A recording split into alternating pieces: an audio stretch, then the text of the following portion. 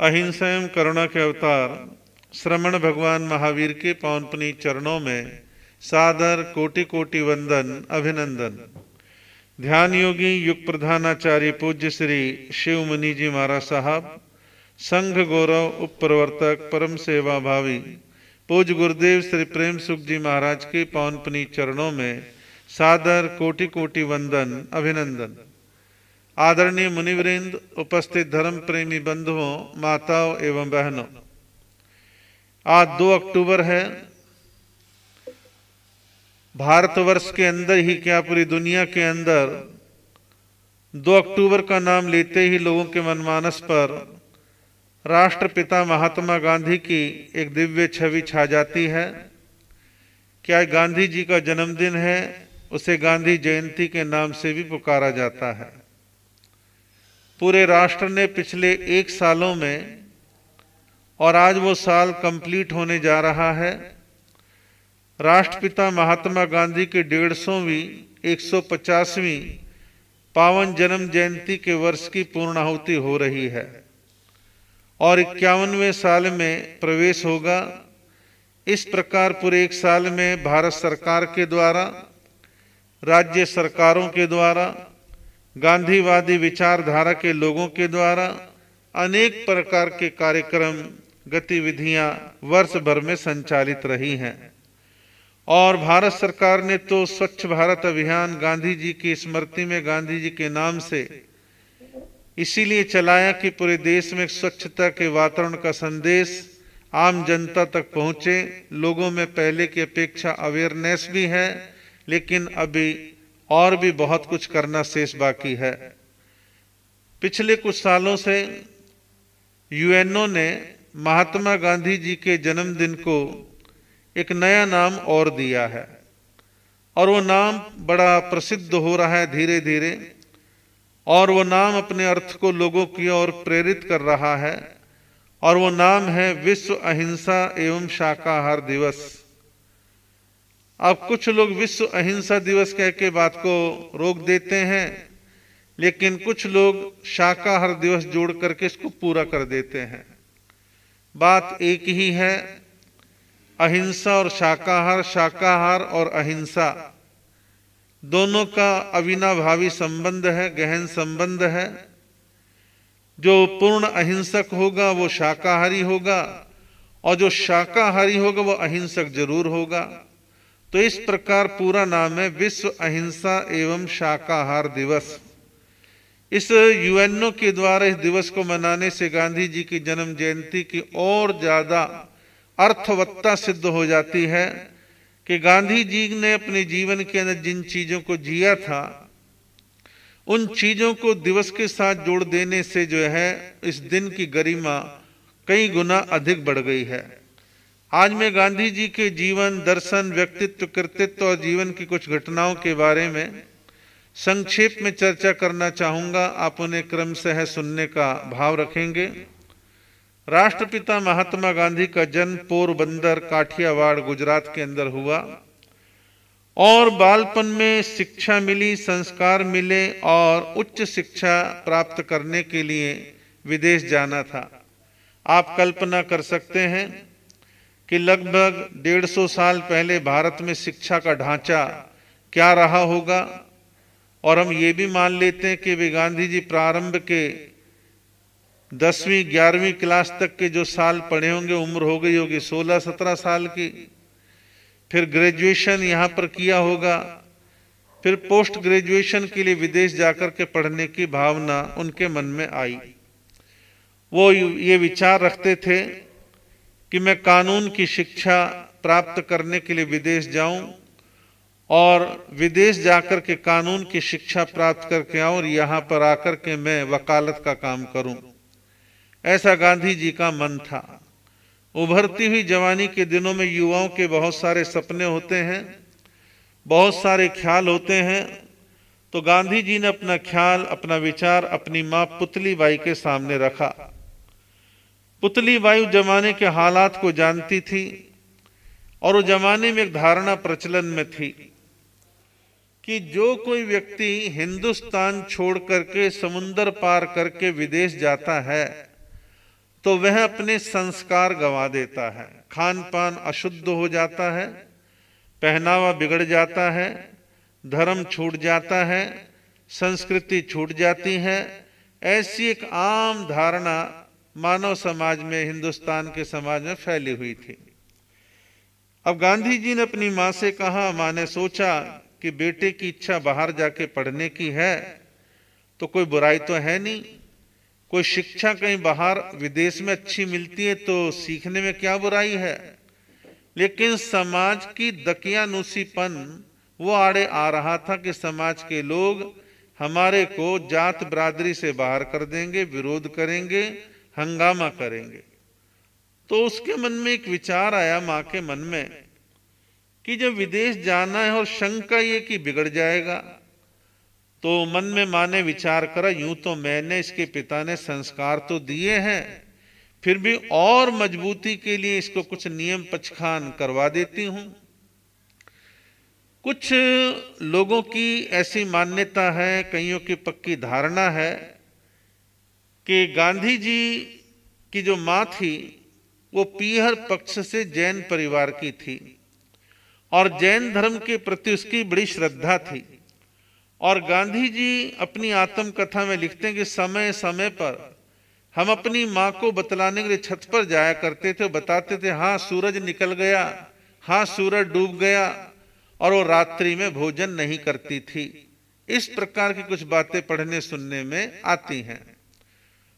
तो उनकी माँ जैन मत को मानती थी, तो उन्हें विचार कर जाने से पहले आसपास में विराजमान संतों से इसको नियम करा देती हूं।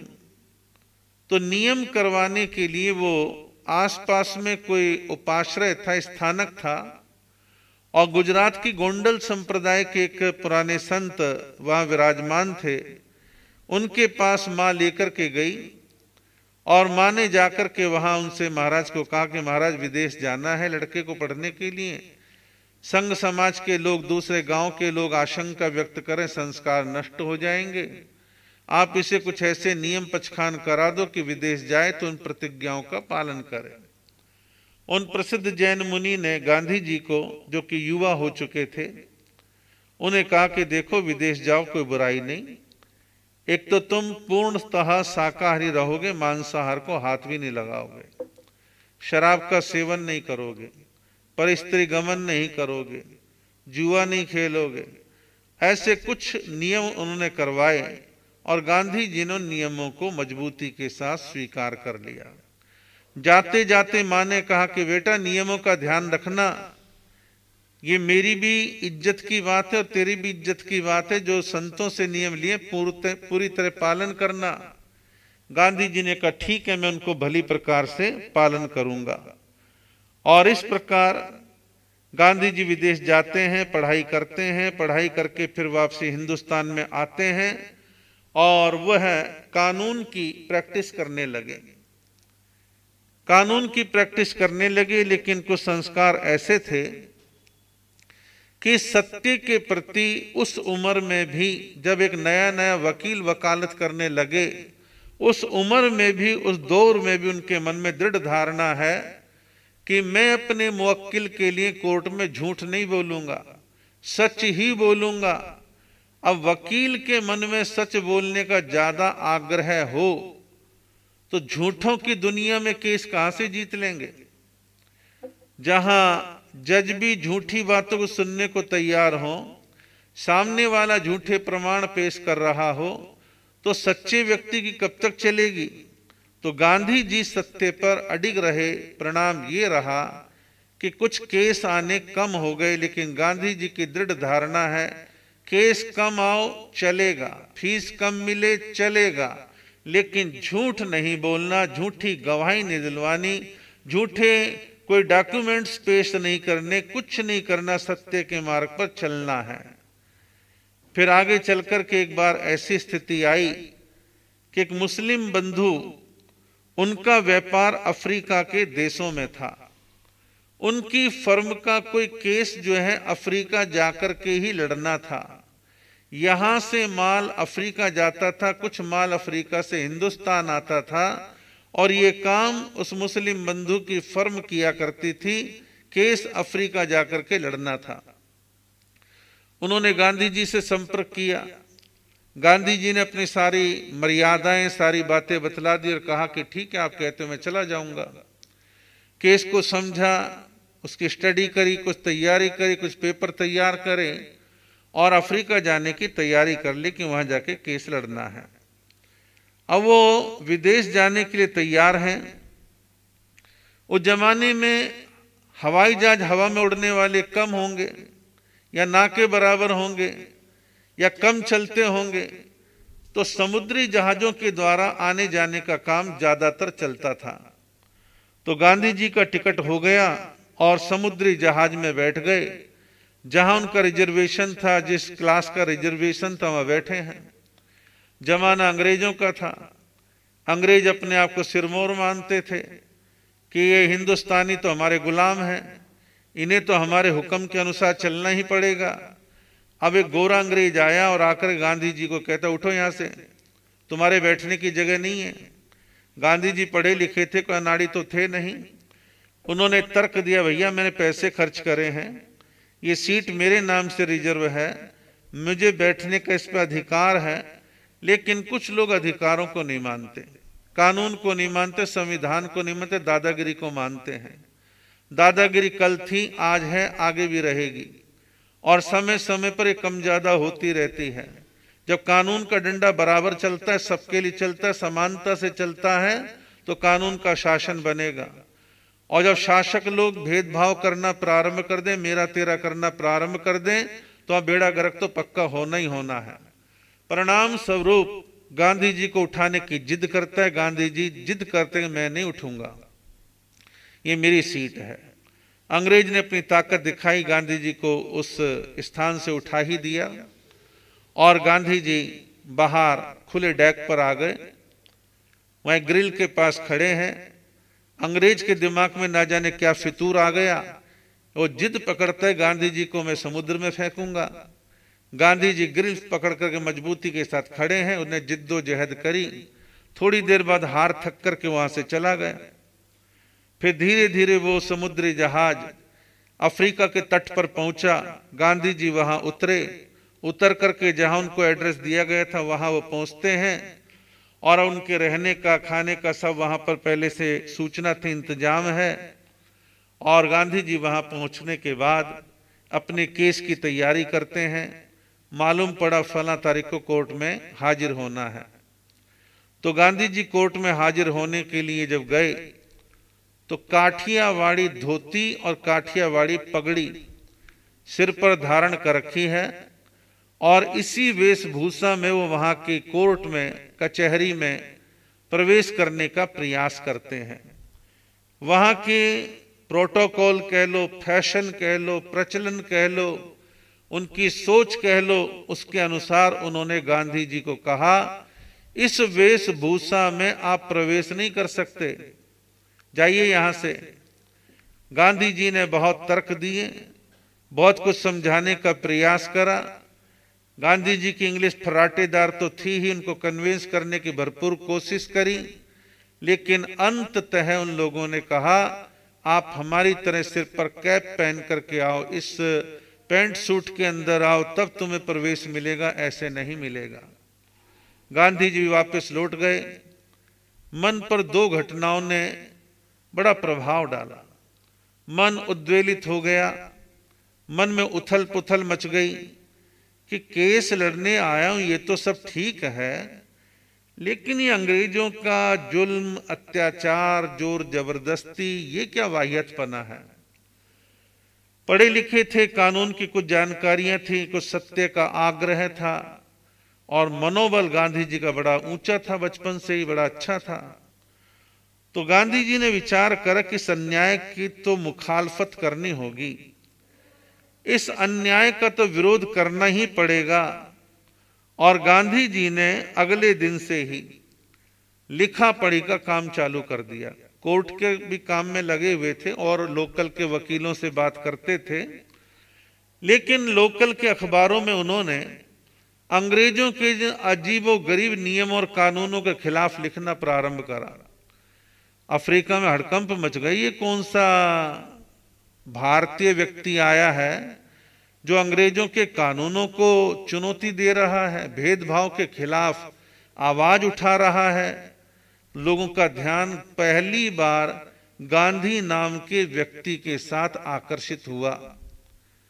फिर कहते हैं कि कोर्ट में गांधी जी थोड़ा सा परिवर्तन करके जाने लगे और जाकर के कोर्ट केस लड़ने लगे।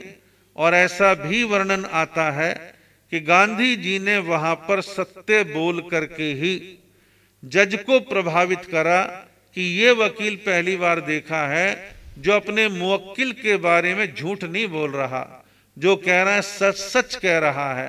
परिणाम ये निकला कि जज ने उस फर्म के नाम, कंपनी के नाम फैसला सकारात्मक पॉजिटिव सुना दिया। स्थिति में सुधार हुआ और सब कुछ वहां पर अच्छा हो गया। आपको जान के आश्चर्य होगा कि बीच में एक बार गांधी जी जरूर इंडिया आए थे, लेकिन अंग्रेजों के खिलाफ, कानून के खिलाफ अफ्रीका में गांधी जी ने 21 साल लगाए। और किसी व्यक्ति के जीवन में 21 साल बड़े महत्वपूर्ण होते हैं। गांधी जी ने वहां पर लोगों को, जो एशिया के लोग गए हुए थे, उनको संगठित करा, उनकी मीटिंगें लेनी शुरू करी, उनमें चेतना फूंकी, उनको बहुत कुछ जगाया, समझाया। और गांधी जी के ऊपर राजकिशोर नाम के एक अच्छे लेखक ने कोई लगभग 550-600 पेज का उपन्यास लिखा था, जो मैंने कई साल पहले पढ़ा था, जिसका नाम था पहला गिरमिटिया। पहला गिरमिटिया शब्द के नाम से यानी पहला प्रवासी व्यक्ति। तो गांधी जी प्रवासी ही तो थे वहां पर, और जिसको उनकी लैंग्वेज में मजाक के लिए गिरमिटिया बोल देते हैं। तो इस प्रकार गांधी जी ने देखा कि एशिया के आए हुए लोग बहुत हैं। एशिया में भारत आज का हो गया, पाकिस्तान, अफगानिस्तान, श्रीलंका और भी बहुत सारे आसपास के छोटे मोटे देश, वहां के, यहाँ के लोग लाखों की तादाद में वहां पर थे। और वहां 2 तरह के कानून थे, गोरों के कानून अलग और कालों के कानून अलग। गोरों की सड़कें अलग, उनके बाजार अलग, कालों के अलग। गांधी जी को भेदभाव अच्छा नहीं लगा, आवाज उठाई, संगठन पैदा किया, विरोध प्रारंभ किया। खूब जुल्म होते, खूब अत्याचार करते, खूब लाठीचार्ज होते, खूब लोगों को जेल में डालते। उनका जो नारकीय जैसा जीवन अंग्रेजों ने बना रखा था, गांधी जी लगातार उसके विरोध में मजबूती के साथ डटे रहे। धीरे धीरे धीरे धीरे वहां पर भी क्रांति की चिंगारी निरंतर सुलगती रही। गांधी जी के इन प्रयासों की बातें छन छन करके हिंदुस्तान आने लगी। हिंदुस्तान के लोग सोचने लगे, वाह, हिंदुस्तान का एक सामान्य सा व्यक्ति जो कि वकालत करके गया है, नाम है मोहनदास करमचंद गांधी, वह कमाल है, अंग्रेजों के खिलाफ आवाज उठा रहा है।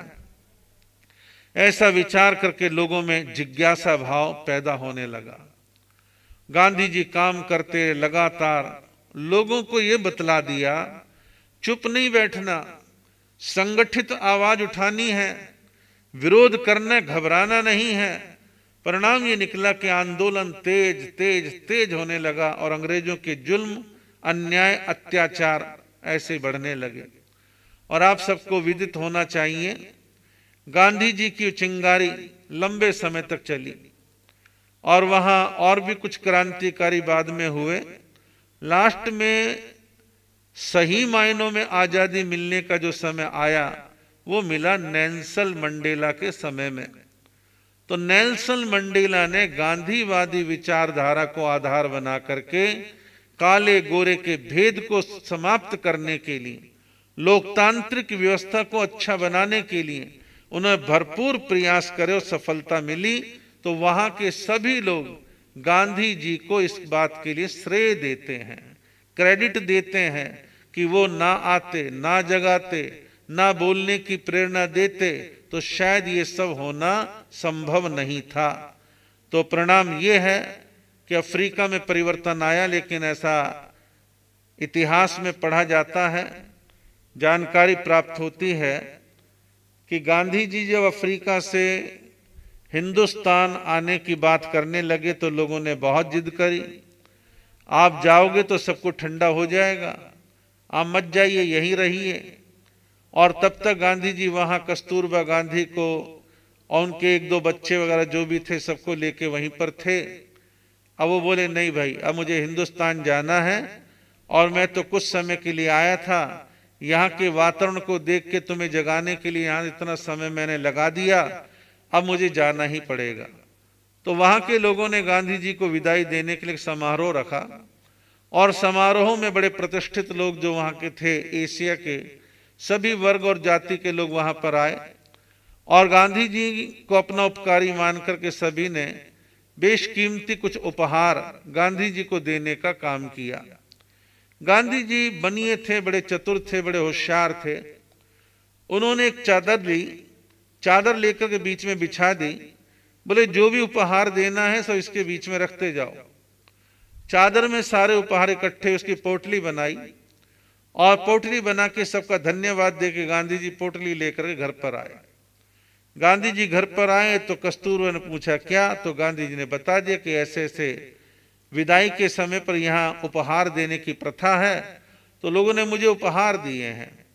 कस्तूरबा ने खोल करके देखे उपहार, कहीं हाथ की घड़ी है, कहीं कंगन है, कहीं चेन है, कहीं कुछ है, कहीं कुछ है, अच्छी अच्छी चीजें थी। तो महिलाओं के मन में कई बार कुछ चीजों का आकर्षण होता है और यही आकर्षण कस्तूरबा गांधी के मन में पैदा हुआ और उन्होंने कुछ सामान छांट लिया कि तो मेरे लिए रहेगा, ये मैं लूंगी। गांधी जी ने कहा मैंने खाली देखने को बोला, लेने को नहीं बोला है, एक भी सामान इसमें से नहीं लेना है और मैं कल सारा का सारा सामान उनको वापस दे के आऊंगा। कस्तूरबा बिखर गई, गुस्सा आ गया। आपको तो ना घर की चिंता है, ना बच्चों की चिंता है, आपको तो केवल समाज और लोगों में जागृति, आजादी, केवल यही तुम्हारे दिमाग में घूमता रहता है, कभी घर पर भी ध्यान दिया करो। गांधी जी ने कहा जो कुछ है सो ठीक है, घर भी चल रहा है, चल जाएगा, लेकिन मैं ये गलत काम नहीं करूंगा कि लोगों ने कैसे कैसे मेहनत करके कमाते हैं, मुझे प्रेम में उन्होंने उपहार दिया, आज जो मैं लेके आया हूं केवल उनके सम्मान के लिए लेकर के आया हूं और कल मैं वापस करूंगा। दोनों में नोक झोंक हुई, सामान को लेकर के अंततः गांधी जी की जीत हुई। जीत का मतलब है गांधी जी कुछ मामलों में जिद्दी कह लो, हठाग्रही कह लो या अपनी बात के पक्के कह लो, वो चीज उनमें थी। तो गांधी जी ने सारे उपहारों की पोटली अगले दिन ले जाकर के उन सब लोगों को बुला करके एक अच्छा भाषण दिया, सबको धन्यवाद दिया और कहा कि देखो कल मैं तुम्हारे सम्मान के लिए सामान ले गया था और आज एज इट इज सारा सामान मैं लेकर के आया हूं, ये सामान मैं वापस आपको सौंपता हूं, लेकिन ये उपहार आप अपने घरों में लेके नहीं जाएंगे। इन्हें बाजार में मार्केट रेट पे जो पैसा मिले वो सब इसको पैसे में कन्वर्ट करो और कीमती सामान को बेचो। लोग बोले ये क्या करते हो, हमने तो आपके लिए दिए थे। बोले नहीं नहीं, मुझे कुछ नहीं चाहिए, मैं तो गले में चेन नहीं डालता, हाथ में अंगूठी नहीं पहनता, ज्यादा कपड़ों की मेरे को जरूरत नहीं है, मेरी इच्छाएं बहुत सीमित हैं, मैं कोई परिग्रही नहीं हूं। प्रणाम ये निकला। गांधी जी ने कहा इससे जो भी पैसा आएगा आप एक समाचार पत्र जो है निकालो, चाहे वो पाक्षिक हो चाहे साप्ताहिक हो, तुम्हारे समाजों में क्या चल रहा है, अंग्रेज तुम्हारे खिलाफ क्या करते हैं, तुम्हें क्या करना है, ये रणनीति बनाने और लोगों को अवेयर करने के लिए ये समाचार पत्र तुम्हें निकालना है और इसको बेच के पैसे आप उस काम पे लगाइए। गांधी जी ने सबका धन्यवाद किया, वहां से चल दिए और अगले जहाज को पकड़ के गांधी जी हिंदुस्तान आ जाते हैं। जब गांधी जी हिंदुस्तान आते हैं तो हिंदुस्तान आने के बाद यहाँ के लोकल समाचार पत्रों के द्वारा गांधी जी को मालूम पड़ा कि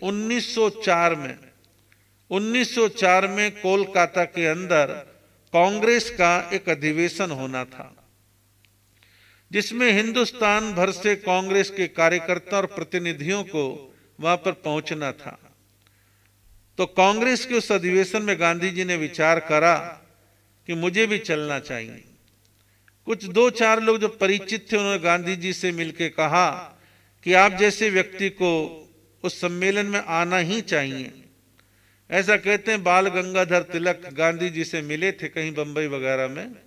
उन्होंने कहा था कि मैं आपके अफ्रीका के आंदोलन के बारे में बहुत कुछ जानता हूं, मैं पढ़ता जानता सुनता रहा हूं। आप जैसे एक चैतन्य व्यक्ति की आवश्यकता आज कांग्रेस को है और आप कांग्रेस के अधिवेशन में कोलकाता पधारे। तो गांधी जी लोगों के लिए नए थे हिंदुस्तान में। कलकत्ता गए तो वहां के कांग्रेस के बड़े लीडरों से पूछा, मैं पढ़ा लिखा हूं, कानून का जानकार हूं, मेरे लायक कोई काम बताओ। तो बड़े नेताओं ने कहा, देखो ढेरों पत्र आते हैं, ढेरों पत्र आते, क्यों मोबाइल का लैंडलाइन का कोई जमाना विशेष था नहीं, पत्र व्यवहार ही एक माध्यम था।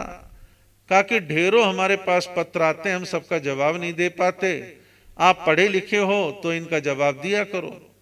गांधी जी इस काम पर तन्मयता के साथ लग गए। बड़े तर्कपूर्ण अच्छे शालीन भाषा में और समझाइश की भाषा में वो पत्रों के जवाब देने लगे।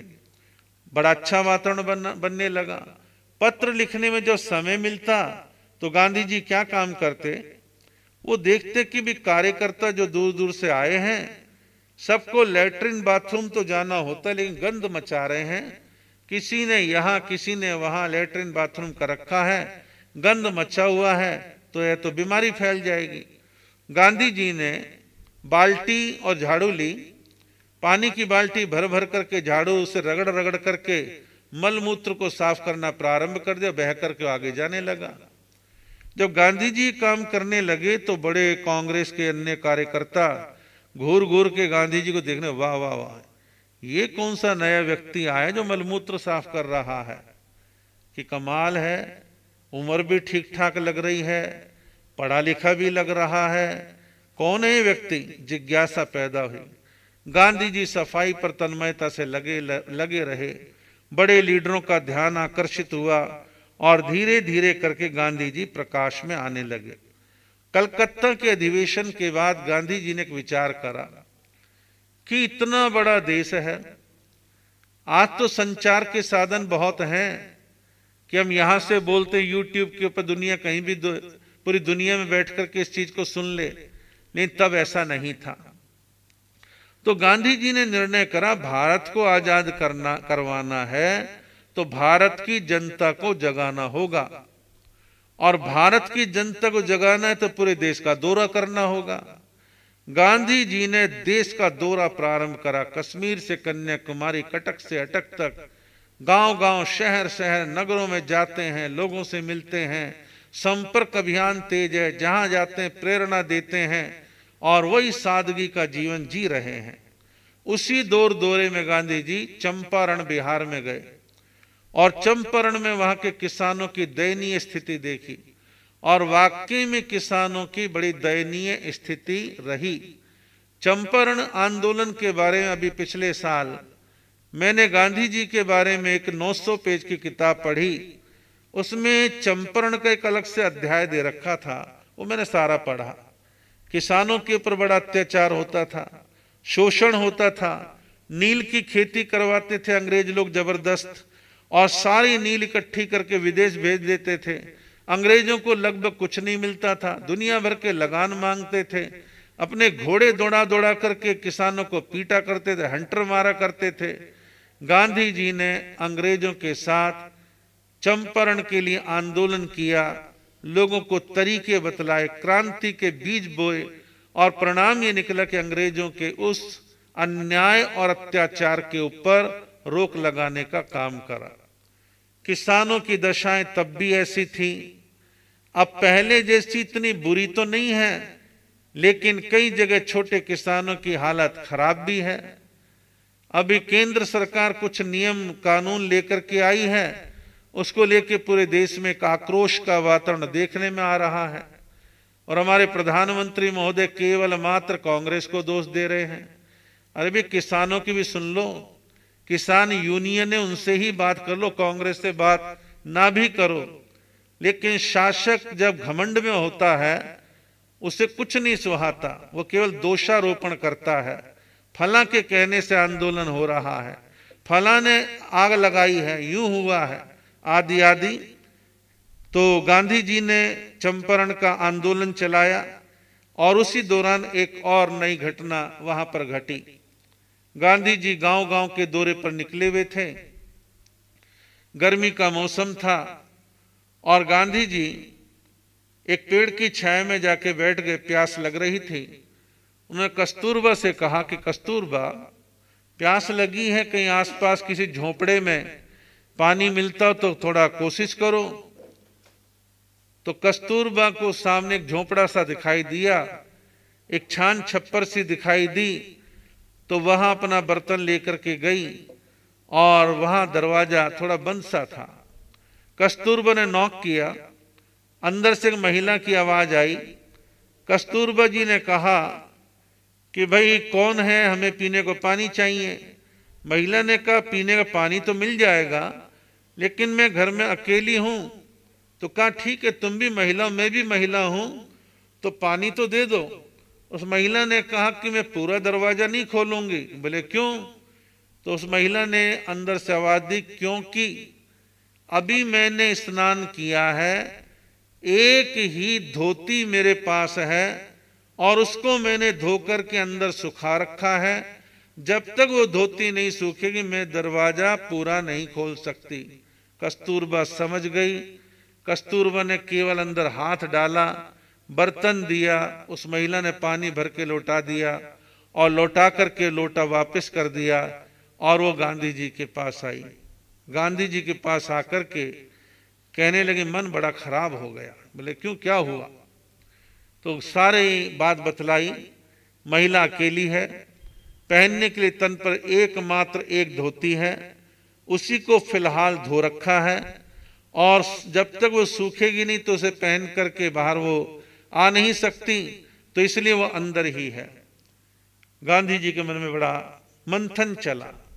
ख्याल आया कि देखो, एक वो लोग हैं जिनको तन ढकने के लिए भरपूर कपड़ा मिलता है, एक वो लोग हैं जिनके तन ढकने के लिए कपड़ा नहीं है, पर्याप्त कपड़ा नहीं है। बड़ा खेद आया।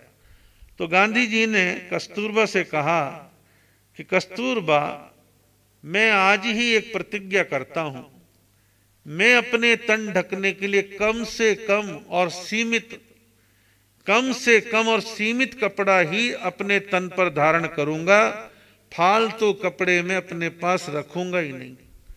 कस्तूरबा ने कहा कि मैं भी नारी लज्जा को ढकने के लिए जितना कपड़ा चाहिए उतना ही काम में लूंगी, फालतू कपड़ा आज के बाद नहीं रखना। गांधी जी ने कहा जब तक मेरे देश के एक आम साधारण गरीब से गरीब व्यक्ति के पास ढंग से कपड़े नहीं होंगे तो मुझे अधिक कपड़े पहनने का अधिकार नहीं है। यह आदर्श गांधी जी का था। आजाद भारत के नेता दर्जनों कुर्ते पजामे रखते हैं, दर्जनों सफारी सूट रखते हैं और ये तो आज बांटने के लायक हो गए भ्रष्टाचार के द्वारा। इनको तो कोई गरीबी है ही नहीं। इलेक्शनों में करोड़ों खर्च कर लेते हैं और हर दल के खर्च करते हैं। किसी एक दल की कोई बात नहीं है। किसी दल वालों पे थोड़ा पैसा ज्यादा हो सकता, किसी पे कम। सत्ताधारी पर ज्यादा होता है, विपक्ष वाले पे थोड़ा कम हो जाता है। खैर, तो गांधी जी ने ये प्रतिज्ञा धारण करी और धीरे धीरे उन्होंने देश की अर्थव्यवस्था को मजबूत करने के लिए उन्होंने काम और चालू करा। विदेशी कपड़ों का बहिष्कार, कि विदेशी कपड़े हटाओ, चरखा चलाओ, सूत कातो, अपना कपड़ा अपने आप तैयार करो, सस्ता पड़ेगा, रोजगार मिलेगा, लोगों को धंधा मिलेगा और अंग्रेजों की मोनोपोली टूटेगी। उन्होंने जो हमें आर्थिक गुलाम बना रखा है, जो बाहर से कपड़ा मंगा के हमें पहनाते हैं, हमें वो कपड़ा नहीं पहनना। सादा पहन लेंगे, मोटा पहन लेंगे, लेकिन हमारे को ये काम जो है बिल्कुल भी नहीं करना और हमें तो जो ये सब चीज छोड़नी है। और गांधी जी के आचरण का, गांधी जी के आत्मबल का परिणाम इतना सुंदर आया। जगह जगह पूरे देश के अंदर विदेशी सामान की होली जलने लगी, सामान नष्ट किया जाने लगा और स्वदेशी यानी खद्दर को पहनने पर काफी जोर दिया गया। लोगों में एक चेतना जगी। गांधी मार्ग नाम की एक पत्रिका दिल्ली राजघाट गांधी समाधि शांति प्रतिष्ठान से प्रकाशित होती है। कोई 25 साल पहले मैंने उस पत्रिका में पढ़ा था, चांदनी चौक दिल्ली के अंदर हमारे ओसवाल समाज की अनेक महिलाओं ने, जब पुरुष लोगों को गिरफ्तार कर लिया था तो अनेक महिलाओं ने विदेशी कपड़े और सामान को ले जाके दिल्ली चांदनी चौक का बीच का एक सेंटर तो थोड़ा गवर्नमेंट ने बंद कर दिया, टाउन हॉल बोलते थे, बीच में एक घड़ी लगी हुई थी, वहां जाकर के जो अंग्रेजों के खिलाफ नारेबाजी करते हुए सामान जलाया, उसका बहिष्कार करा और इस प्रकार अंग्रेजों ने कई प्रकार से उन लोगों से बदले लिए, तंग किया, गिरफ्तारियां करी, पीड़ाएं पहुंचाई, सब काम हुए। तो कहने का मतलब ये है कि इस प्रकार से गांधी जी ने स्वदेशी कपड़े पर, स्वदेशी सामान पर जोर दिया और विदेशी सामान का बहिष्कार करने की बात करी। और आप ये जानते हैं अभी हमारे देश में, हालांकि वो पूरा 1 रुपया तो नहीं हुआ, 30-35% वो असर है कि चाइना के सामान का बहिष्कार करने की एक वेव, एक लहर हाल फिलहाल हमारे देश में चल रही है। आम जनता तक वाली लहर तो तकरीबन पूरी हो गई। भारत सरकार की इंपोर्ट और एक्सपोर्ट वाली नीति पर अभी जू नहीं रहेंगी है। भारत सरकार के द्वारा काफी बड़ी मात्रा में सामान आज भी मंगाया जा रहा है। आपके हलक में जो दवाइयां, कैप्सूल, गोलियां जा रही हैं, उसका रॉ मेटेरियल सब जो है चाइना से आ रहा है। और भी बहुत सामान आता है, एयर कंडीशन, टीवी, पता नहीं क्या क्या चीजें आती हैं। और कुछ लोग सस्ते के लालच में, कुछ चमक दमक के लालच में मंगाते हैं, लेकिन ये दोष में आम नागरिक का नहीं मानता। ये तो केंद्र सरकार की नीतियां निर्भर करती है। और मैं आज की केवल 5-6 साल की सरकार को दोष नहीं देता, पिछले 25-30 साल की सरकारों को दोष दूंगा कि सबने इंपोर्ट बढ़ाया, एक्सपोर्ट पे ध्यान ही नहीं दिया। और अपने देश में प्रोडक्शन बढ़ाओ, रोजगार पैदा करो, बना हुआ माल विदेशों में भेजो, विदेशी मुद्रा भंडार से आपका देश संपन्न होगा। इन चीजों पर सरकारों ने ध्यान नहीं दिया और मैं तो समझता हूं कुछ भी नहीं बिगड़ता। आज भी नीतियां बनाए तो 5 से 7 साल में अच्छे रिजल्ट आने प्रारंभ हो जाएंगे, लोगों को रोजगार मिलेंगे, धंधे मिलेंगे और बहुत कुछ देश में अच्छा हो सकता है। बातें बहुत सारी हैं, नोट्स मेरे पास बहुत सारे हैं। कोशिश करूंगा कि आज के इस अधूरे विषय को कल सुनाकर के पूरा करूं, ताकि गांधी जी के और भी जीवन के बहुत सारे रंग, बहुत सारे पक्ष आपको सुनने को मिले। तो इस प्रकार राष्ट्रपिता महात्मा गांधी, जिनके जीवन के ऊपर जैन धर्म के सिद्धांतों और मुनियों के आचार विचार का बड़ा प्रभाव रहा है, और आज एक गोष्ठी जूम ऐप के द्वारा है, जिसमें हमारे कुछ अच्छे विद्वान साधु साध्वियां उसमें सम्मिलित हो रहे हैं। और उसका विषय है कि गांधी जी के ऊपर जैन संतों और जैन धर्म और सिद्धांतों का प्रभाव, जिसमें हमारे उपाध्याय प्रवीण ऋषि जी महाराज वो भी सम्मिलित हो रहे हैं। और इसी प्रकार राष्ट्रसंत श्री नम्र मुनि जी महाराज, जो कि गोंडल संप्रदाय के, वो भी सम्मिलित हो रहे हैं। हमारे महासाध्वी प्रीति सुधा जी महाराज वो भी सम्मिलित हो रही हैं। और भी कुछ शायद वक्ता है, क्योंकि मैंने डिटेल पढ़ी नहीं, सरसरी निगाह डाली थी। तो इस प्रकार ऐसे विषयों पर चर्चा होनी चाहिए। एक घटना जो कल मैंने नवभारत टाइम्स अखबार में संपादकीय वाले पेज पर पढ़ी थी, और लिखने वाले हैं मूल 13 पंथ से जो अलग हो चुके हैं, बड़े विद्वान हैं, आचार्य रूपचंद जी महाराज, जिनका दिल्ली में आश्रम है। वो समय समय पर विदेशों में जाते रहते हैं। कल उनका अहिंसा के बारे में एक आर्टिकल था। तो आर्टिकल में मुनि रूपचंद जी महाराज लिखते हैं कि मैं विदेश गया हुआ था और किसी हाई राइज बिल्डिंग में मुझे ऊपर की मंजिल में जाना था, तो वहाँ लिफ्ट वगैरह लगी थी, लिफ्ट से मुझे जाना था। तो जब मैं लिफ्ट की ओर जा रहा था तो जैन साधु के श्वेत कपड़े देख करके, मुंह पर मुख वस्त्रिका देख करके एक यंग लड़की जो बाहर विदेश की थी दौड़ी दौड़ी आई और देख के कहने लगी, आप कौन? तो उन्होंने कहा कि हम जैन साधु हैं और अहिंसा का पालन करते हैं, अहिंसा शाकाहार का पालन करते हैं। तो लड़की छूटते ही पता क्या बोली? रूपचंद जी महाराज से। रूपचंद जी महाराज से बोली कि महाराज, तो इसका मतलब है आप गांधी जी के अनुयायी हैं, आप गांधी जी के अनुयायी हैं। अब आप विचार करें, अनुमान लगाएं, विदेशों में गांधी जी की इमेज कितनी पॉजिटिव है कि अहिंसावादी थे, शांति प्रिय थे, सबको साथ में लेके चलने वाले थे, वेजिटेरियन शाकाहार के पक्षधर थे। तो मुनि रूपचंद जी महाराज ने लिखा कि ठीक है, आज के परिप्रेक्ष्य में वो लड़की ने सही कहा कि आप गांधी जी को मानने वाले हैं क्या?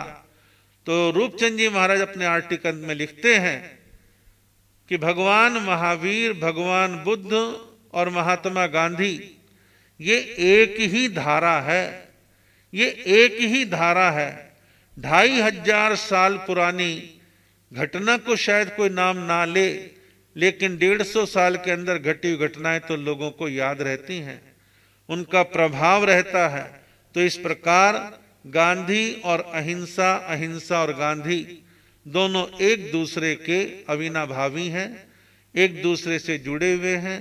और आज के दिवस को जो यूएनओ ने मान्यता दे रखी है, विश्व अहिंसा एवं शाकाहार दिवस, ये दिवस सभी अहिंसा प्रेमियों और शाकाहारियों के लिए प्रिय दिवस है। इसकी मूल्यवत्ता को हमें बढ़ाना चाहिए, इसकी कीमत को और अधिक बढ़ाने का हमारे को प्रयास करना चाहिए और अहिंसा के विविध पक्ष क्या क्या हैं, इनके बारे में हमें समय समय पर आम जनता के बीच अपने विचार रखने चाहिए। और मैं देखता हूं कि आज हमारे गले फाड़ने का अर्थ थोड़ा कम हो गया है। आज तो मैं देखता हूं कि 2.5 मिनट की वीडियो जो कह जाती है वो 1 घंटे का प्रवचन भी नहीं कह पाता। 2.5 मिनट के वीडियो के अंदर बहुत कुछ मैसेज छुपा हुआ होता है। ये तो मैसेज बनाने वाले, फिल्मांकन और उसके स्क्रिप्ट्स रचने वालों की बुद्धि और ज्ञान पर निर्भर करता है कि वो क्या कहना चाहते हैं। 1-2 घंटे की फिल्म के अंदर कितना बड़ा परिदृश्य फिल्मकार प्रस्तुत कर देता है। तो ऐसे ही आज अहिंसा के प्रचार के लिए बड़े वैज्ञानिक तरीके, प्रभावशाली तरीकों को अपनाने की आवश्यकता है और जैन समाज का विशेष कर्तव्य है कि वह इस ओर ध्यान दे और इन चीजों को अधिक मात्रा में बढ़ाने का प्रयास करे। अहिंसा ही पूरे विश्व में शांति स्थापित कर सकती है और कोई रास्ता नहीं है। बाकी का रास्ता तो बम पटाखों का है, बमों और मिसाइलों का है, मरने मारने का है, क्रूरता का है और उससे शांति ना कभी मिली है और ना कभी मिलेगी। वो चाहे मुस्लिम हो, चाहे हिंदू हो, चाहे क्रिश्चियन हो, चाहे अन्य कोई समुदाय हो, अहिंसा के द्वारा ही जीवन में शांति मिलती है। चाहे वो अखंड रूप से मिले, चाहे खंडित रूप में मिले, लेकिन मिलेगी शांति अहिंसा के द्वारा।